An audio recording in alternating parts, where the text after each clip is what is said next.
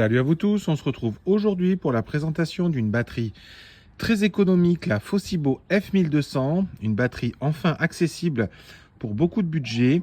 Je vais vous montrer exactement qu'est-ce que vous allez pouvoir faire avec cette batterie et surtout la fonctionnalité à mon avis qui est la plus importante, c'est ce bouton là que vous voyez. Il va vous permettre tout simplement de régler la puissance de recharge de cette batterie. C'est donc idéal pour les petites installations photovoltaïques qui souhaitent remplir la batterie. Donc ça, c'est vraiment très très cool. Vous allez également avoir la possibilité de mettre en direct un petit panneau solaire maximum 200 watts. Donc vous savez, c'est les petits panneaux, je dirais, soit pliables, soit petit format, qui acceptent à partir de panneaux 12 volts, ce qui n'est pas toujours le cas. Vous allez avoir un câble allume-cigare et également un câble secteur standard. Donc ça, c'est vraiment intéressant. La batterie, la voilà. Vous allez voir, son format est très très très sympa. Il y a donc dessus donc la possibilité tout simplement d'avoir un flux qui sort d'énergie, ce qui existe de plus stable au niveau pour ne pas abîmer vos appareils. Vous avez un écran de 4,4 pouces plutôt sympa avec de nombreuses informations dessus. Également, la capacité c'est 1 kWh, donc 1024 Wh. Et puis voilà les différentes options de sortie. Donc vous allez pouvoir la charger en entrée par le secteur en 1000 watts maxi plus possiblement si on veut mettre un panneau solaire jusqu'à 200 watts. Et vous pouvez sortir en courant type C 100 watts, idéal pour recharger voilà, un appareil qui est important, un iPad, un Mac ou autre chose comme ça. Comme je le reprécise, l'entrée solaire est compatible 12 volts. Vous voyez, ça commence à 11,5 volts. Donc ça, c'est vraiment cool. Et puis, on est toujours sur une batterie de type LFP. Donc ça, c'est vraiment, vraiment intéressant dans le temps en termes d'énergie, en tout cas en termes de nombre de cycles. Et puis voilà ce que je peux dire pour le moment sur cette batterie. Donc je vais vous la montrer. Je l'ai déballée. J'ai fait quelques tests et je vous montre ça. Allez, à tout de suite. Donc voilà tout de suite, qu'est-ce qu'on va retrouver dans le carton? Donc cette batterie, je vais vous la montrer un petit peu, donc avec deux ventilateurs de chaque côté. Donc ça c'est plutôt intéressant par rapport au risque de surchauffe. Vous allez trouver effectivement le livret tout simplement qui existe aussi en français. Donc ça c'est intéressant parce que si vous avez besoin un petit peu de comprendre les choses, vous avez la version française. Donc on vous explique tout ce que vous allez retrouver dans le carton. On vous explique également les différentes fonctionnalités au niveau des boutons. Donc cette batterie, elle peut servir à quoi? Plein d'usages possibles. Ça peut être une batterie pour du nomadisme. Ça peut être une batterie pour une fonction, vous allez voir qu'elle dispose également de ce qu'on appelle la fonction UPS, qui ressemble un peu finalement à un onduleur. Vous pouvez la mettre à la limite chez vous, voilà, en amont d'un frigo, en amont d'un congélateur, aussi pourquoi pas sur votre espace multimédia télé, ce qui fait que s'il y a une coupure ou s'il y a besoin de faire fonctionner, je dirais, des appareils alors qu'il y a une coupure d'électricité, elle va automatiquement prendre le relais, mais sans avoir de cycle. Je vous montre un petit peu comment ça fonctionne. Après coup, vous avez également donc l'écran, comme vous allez le voir ici, si je l'allume en même temps. Un écran très intéressant parce qu'il est plutôt lumineux, mais surtout, vous avez les indications de l'input, output, qui vous permet d'avoir la puissance d'entrée, la puissance de sortie. Donc ça, c'est cool. Donc ce que je vous expliquais, la fonction, donc au cas où vous ayez une coupure d'électricité, donc tant qu'il y a du jus, ça passe en dérivation, ce qui fait que ça n'use pas votre batterie. Dès qu'il y aura une coupure, c'est la batterie qui va prendre le relais et vos équipements sans coupure vont s'apercevoir et vont continuer de fonctionner. Ça, c'est vraiment très bien. Ensuite, effectivement, recharger, vous allez pouvoir tout simplement recharger cette batterie en allume-cigare sur votre véhicule. Donc, vous allez voir ce qu'il y a, le câble est livré. Ou en solaire, max 200 watts également, avec un XT60 qui doit être fourni aussi. Voilà ce qu'on peut dire. Après, les spécifications, elles sont là. On va regarder sur la batterie. Dans la petite pochette, donc Foshibo est spécialiste de la petite pochette. Pourquoi je dis Foshibo?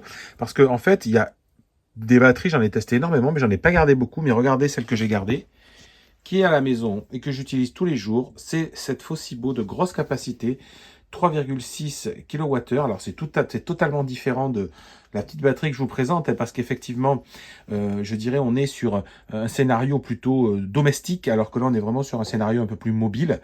Mais vous avez déjà, à l'époque, le même bouton qui vous permet de régler la puissance de recharge, qui est la force de cette marque. Parce que toutes les marques ne le font pas. Alors oui, cette batterie n'est pas connectée au réseau, c'est-à-dire que cette batterie, je dirais, elle n'a pas de connectivité à distance, mais vous allez surtout pouvoir régler ça, qui est très important en fonction de votre surplus solaire, si vous voulez pas brancher directement la batterie à un panneau solaire, mais que vous préférez la mettre sur votre réseau, vous allez pouvoir la charger, je dirais, plus tranquillement pour éviter de prendre sur le réseau Enedis, plutôt que peut-être que votre surplus solaire peut vous suffire.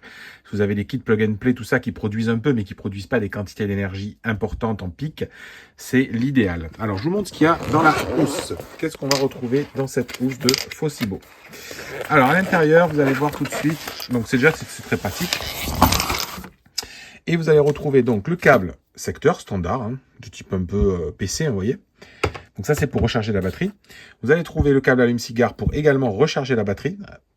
Et également, pour toujours la recharger, le câble MC4. Donc ça, c'est les câbles panneaux solaires et XT60. Donc tout est fourni. Ce qui n'est pas toujours le cas, je préfère le préciser.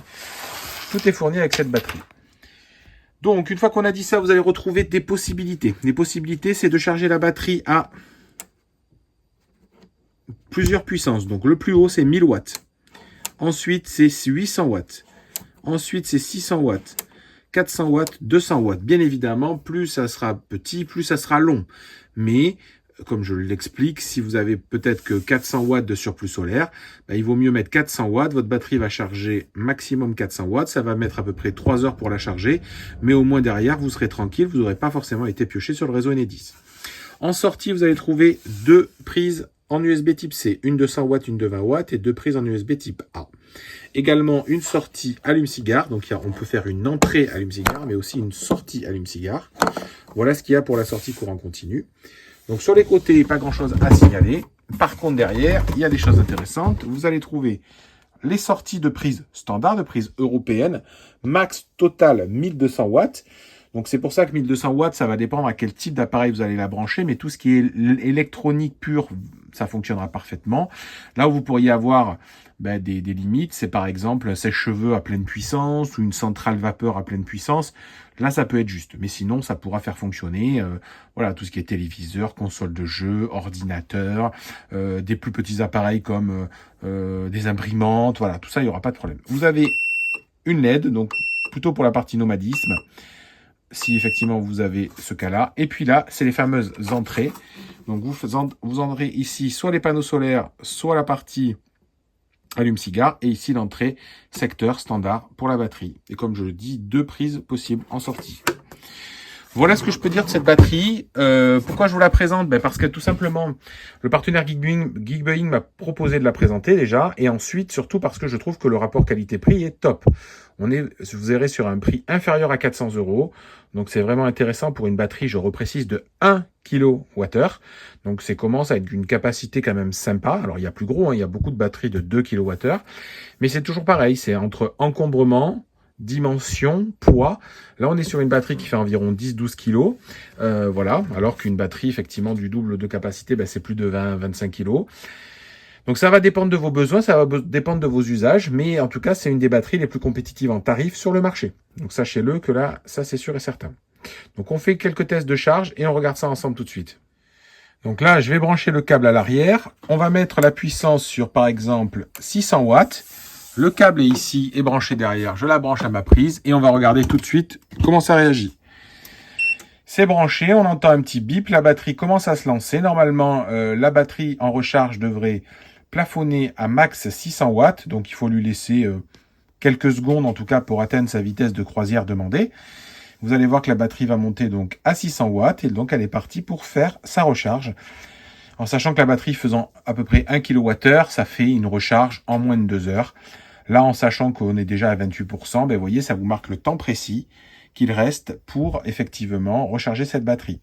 Si vous décidez d'aller plus vite, vous tournez votre bouton à 1000 watts parce que, imaginons, vous voyez que vous avez plus de surplus solaire pendant 1 heure. Vous allez l'augmenter, la batterie va s'ajuster à 1000 watts. Comme je le répète, c'est totalement possible. Par contre, c'est toujours manuel avec le bouton. Voilà, ça ne peut pas se faire à distance. Mais votre batterie est bien capable de se charger à 1000 watts en gros par heure, parce que c'est 1000 Wh au niveau de la capacité par la suite. Voilà ce qu'on peut se dire. Au niveau de la sortie, pas de problème. L'USB fonctionne très très bien. Là, vous voyez, j'ai une petite lumière qui fonctionne. On va la débrancher et la brancher directement à l'arrière. Donc tout ça se passe toujours à l'arrière, je vous montre. Donc je vais faire un test de décharge Avec un grille-pain, alors attention, le grille-pain est un peu plus puissant que ce que l'appareil peut demander. Normalement, le grille-pain est prévu pour 1500 watts. On va voir comment ça réagit. C'est parti. Donc on voit que le grille-pain, instantanément ici, s'allume. Et on voit donc qu'on monte à 1500 watts de sortie. Comment c'est possible? C'est possible tout simplement parce que c'est la prise qui passe par le système un peu de shunt, tout simplement la puissance. Et donc la puissance de sortie, c'est 2500 watts. C'est possible, vous voyez, le logo UPS s'est mis en marche. Par contre, si je débranche la prise et donc il n'y a plus l'apport de l'énergie de la maison et qu'il y a uniquement l'apport de l'énergie de la batterie, ça peut effectivement être en difficulté. Alors là, ça a sauté parce qu'effectivement, ça a tiré trop fort. D'ailleurs, vous voyez, hop, la ventilation. C'est normal, la batterie est prévue pour 1200 watts, donc pas d'inquiétude. On vous montre que ça peut aller chercher un petit peu plus de puissance pendant des temps courts, mais pour ce cas précis, c'est trop fort en fait. Ça ne peut pas aller chercher 1500 watts longtemps. Là, c'est reparti avec un mode un peu plus économique.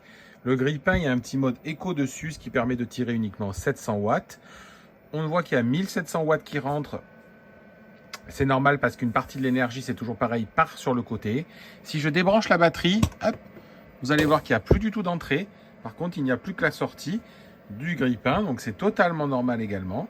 Donc on voit que cette batterie, elle a été capable de fournir plus de 1200 watts sur un instant court, ce qui est normal, hein. Mais donc pas de problème pour fournir les 1200 watts, hein, c'est vraiment efficace. Et vous avez toutes ces fonctions, donc imaginons qu'à la place du grille-pain, vous ayez eu une coupure d'électricité, la batterie a continué à alimenter l'énergie, et si l'électricité revient, par exemple tout seul, et bien automatiquement, vous allez avoir l'énergie qui va venir refaire le passage UPS. Deuxième chose, vous pouvez aussi ici mettre une prise connectée.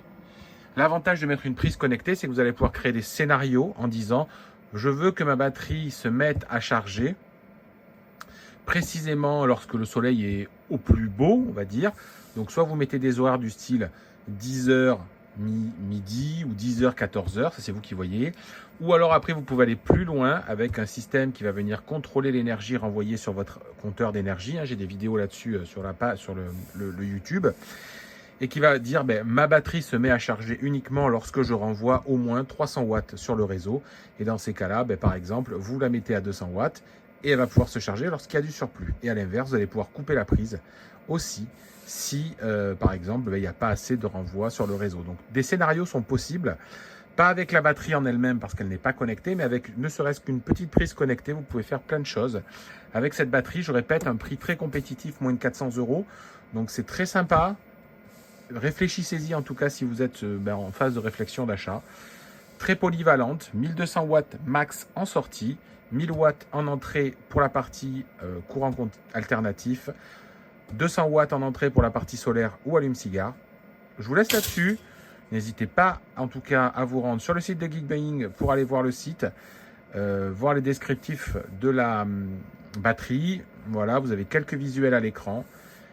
Si vous avez des questions, venez sur les commentaires. Je vous laisse là-dessus. Bonne fin de journée. Suivez-moi sur Twitter, Instagram, YouTube et Facebook. Allez, ciao, ciao!